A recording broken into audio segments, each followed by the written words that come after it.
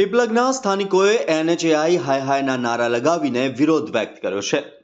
પીપલગ ગામના રહેવાસીઓએ અમદાવાદ વડોદરા હાઈવે પર પીપલગ ચોકડી પાસે એનએચએઆઈ દ્વારા કરવામાં આવી રહેલી કામગીરી સામે ઉગ્ર વિરોધ વ્યક્ત કર્યો છે.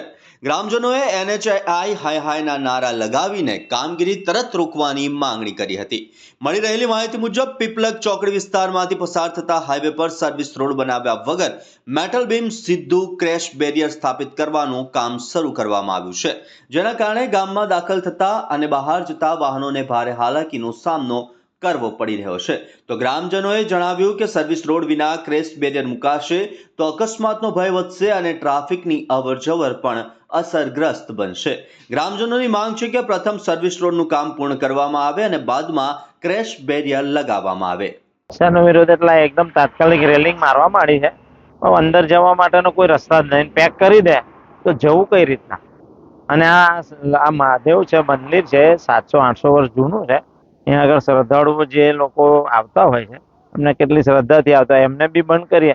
એ સિવાય બી આ ધંધાદારી હોય, ખેડૂતો હોય, આ રસ્તો એકદમ બ્લોક કરે તો પાછળ આપણે જવું કઈ રીતના?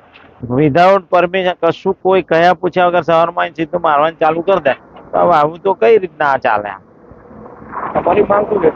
આપણી માંગમાં કેવું છે કે ભાઈ અહીં સર્વિસ રોડ કરી આપે તો આ જે કઈ મારે તમને કોઈ પ્રોબ્લેમ નહીં, પણ સર્વિસ રોડ નથી અને એકદમ પેક કરી દે તો અમારે જવું કઈ ના, અંદર કેવી રીતના જવું? આપણે રોડ બોર્ડ કઈ છે ને ડાયરેક્ટ રેલિંગ મારેલી છે. માંગ શું છે તમારી? માંગમાં એ જ કે અમારા રસ્તા ખુલ્લા કર્યા અને સર્વિસ રોડ જો કર્યા તો વધારે સારામાં સારું એમ.